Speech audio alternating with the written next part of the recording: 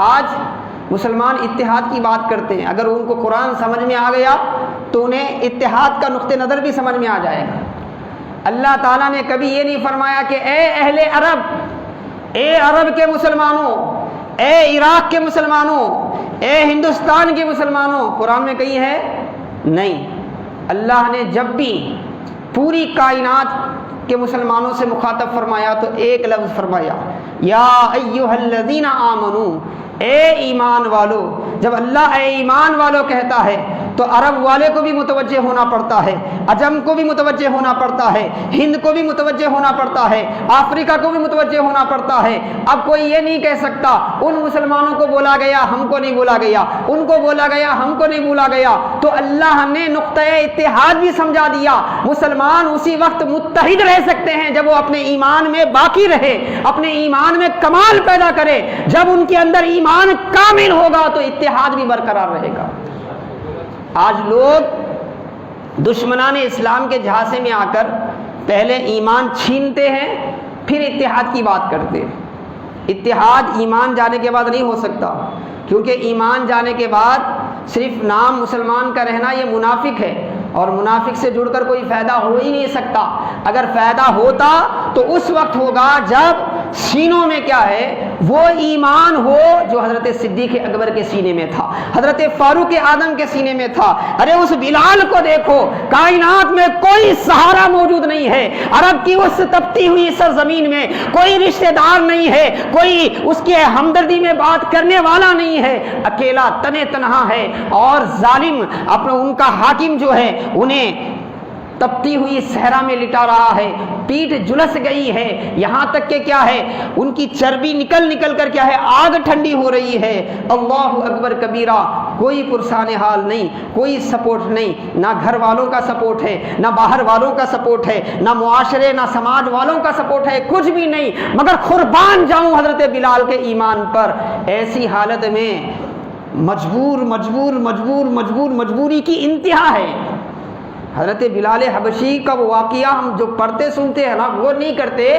مجبوری کی انتہا ہے۔ کائنات میں کوئی ان کی طرف بولنے والا نہیں، کوئی ان کی طرف بولنے والا نہیں، اور ان سے مطالبہ ہے صرف اس بات کا، احد کہنا چھوڑ دو، محمد کہنا چھوڑ دو، تم غلام ہو، ہمارے معاشرے میں غلام کی کوئی ویلو نہیں، مگر پھر بھی ہم تمہیں ویلو دیں گے، تمہیں منصب دیں گے، تمہیں کرسی دیں گے، تمہیں ایک اعلیٰ مقام دیں گے۔ تو سمجھ میں آ گیا تاریخ کے آغاز ہی سے ایک کام چل رہا ہے دنیا میں، دنیا داری میں، اور اس میں دشمنان اسلام کی نظر میں اسے کرسی ملتی ہے جو قوم کو بیچتا ہے، جو قوم کو اپنے ضمیر کو بیچتا ہے، اسے کیا ہے منصب دینے کی کوشش کی جاتی ہے۔ حاضرین محترم عزیزان گرامی، حضرت بلال حبشی کا وہ ایمان کیا ایمان ہے! آپ ان تمام حالتوں میں دیکھ رہے تھے کہ وہاں آپ کے والد نہیں ہیں، آپ کی والدہ نہیں ہیں، آپ کے خاندان والے نہیں ہیں، آپ کے کنبے والے نہیں ہیں، آپ کے دوست و احباب نہیں ہیں، کوئی آپ کا پرسان حال نہیں ہے، اور جس رسول پاک کو آپ مانتے ہیں، ان کے جو ماننے والے ہیں وہ بھی اپنی اپنی جگہ مشرکین مکہ کے عذاب میں، ان کی تکلیف میں، ان کے ظلم و زیادتی میں کیا ہے گرفتار ہیں۔ ایسی حالت میں ان سے کہا جا رہا ہے کہ بس اتنا کہہ دو کہ میں محمد رسول اللہ صلی اللہ علیہ وسلم کی دعوت کو چھوڑ دیتا ہوں، میں عہد کہنا چھوڑ دیتا ہوں۔ حضرت بلال حبشی فرماتے ہیں میں مر تو سکتا ہوں، میری سانس ٹوٹ تو سکتی ہے، میری زبان سے عہد جاری رہے گا،